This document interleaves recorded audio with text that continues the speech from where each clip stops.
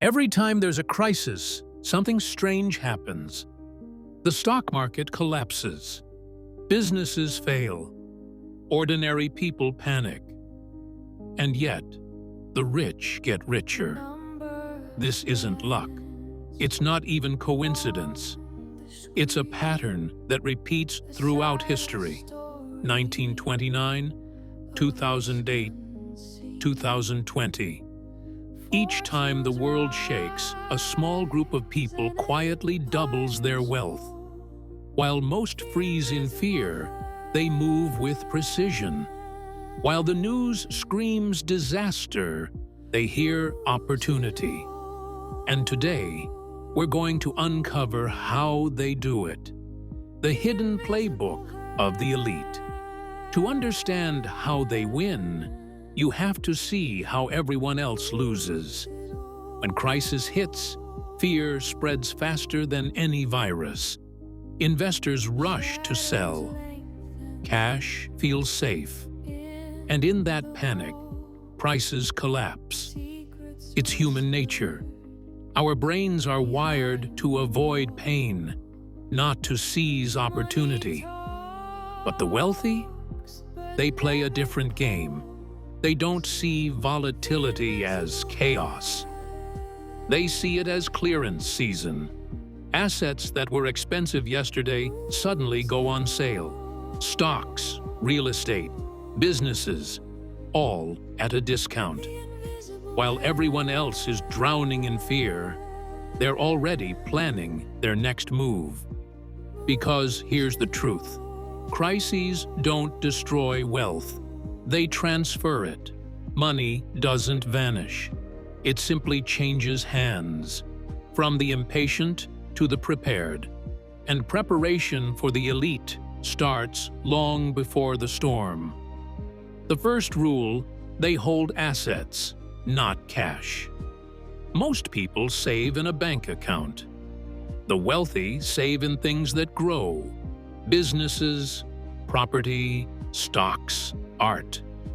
When inflation rises, cash loses value, but assets adjust. They don't save money, they save value. That's why, while the middle class clings to savings, the rich quietly buy ownership. Second rule, they use leverage wisely. To most people, debt is dangerous. To the rich, it's a tool. They borrow when interest rates are low, not for luxuries, but to acquire appreciating assets. A factory, an apartment building, a company stake. Then, when inflation hits, the debt they owe becomes cheaper in real terms, while their assets rise in value. It's not magic, it's math. And it's how the system rewards those who understand it. Third rule, they understand central banks. When central banks print money or cut rates, it's not just policy, it's a signal. Liquidity floods the system, and that liquidity has to go somewhere. Usually, it flows into assets. The rich understand this cycle. They don't fight it. They ride it. While most people panic over headlines, the elite position themselves for what comes next. Fourth rule, they buy when others sell. It's simple, but it's the hardest move in the game. Warren Buffett said it best: "Be fearful when others are greedy, and greedy when others are fearful." During every crash, assets are mispriced. Fear pushes prices below their true value. The wealthy have patience and capital to wait for that moment. Then they buy quality businesses, prime real estate, even rare art. They don't need perfect timing. They just need courage when the world is afraid. Fifth rule, they control, not react. They don't chase trends or headlines.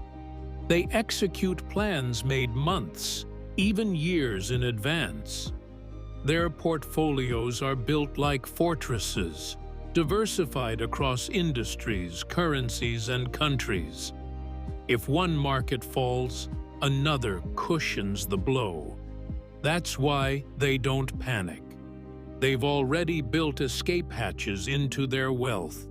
The average investor looks at the storm. The elite look beyond it.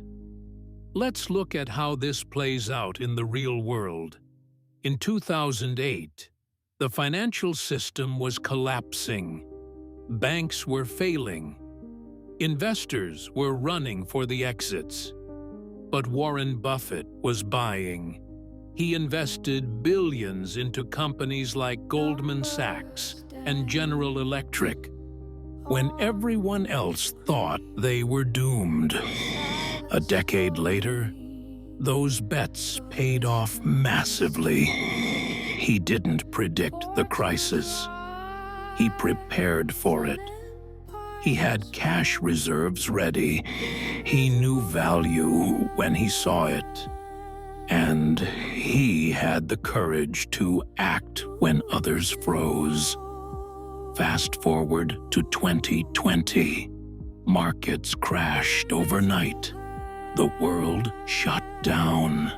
And yet again, the wealthy moved differently. While average investors withdrew, billionaires invested in technology, healthcare, and logistics. Amazon expanded. Zoom exploded.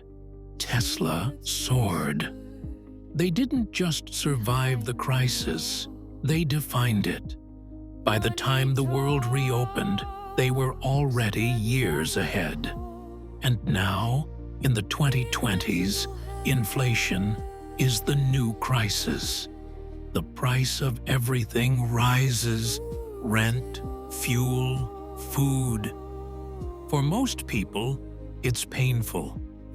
But for the wealthy, it's predictable. They own the assets that inflate. When prices rise, so do their portfolios. A $1 million property becomes $1.2 million. A $10 stock becomes 15. Meanwhile, the value of cash erodes quietly in the background. Once again, wealth doesn't disappear, it moves. From those who spend it to those who understand it. But the real difference isn't just financial, it's psychological. The rich aren't just playing with money, they're playing with time and emotion. Where most people see uncertainty, they see asymmetry. A chance to lose a little, but gain a lot. They know markets recover. They trust cycles, not fear. Their secret isn't greed, it's perspective. They understand that crises are part of the rhythm of capitalism, booms and busts, greed and panic, expansion and collapse. To them, chaos isn't the enemy. It's the mechanism that creates opportunity. Crises don't create inequality. They reveal it. They show who was prepared and who wasn't. When the storm hits, most people seek shelter. A few build ships. In chaos, most see danger. The rich see momentum. And the truth is, anyone can learn this playbook. But first, you have to stop thinking like a victim of the system and start thinking like an architect of it. The next crisis will come. It always does. The question isn't if, it's who will be ready. If you want to understand money the way the rich do, and see the world through the lens of opportunity, not fear, subscribe for more. Because the next chapter of your financial story starts here.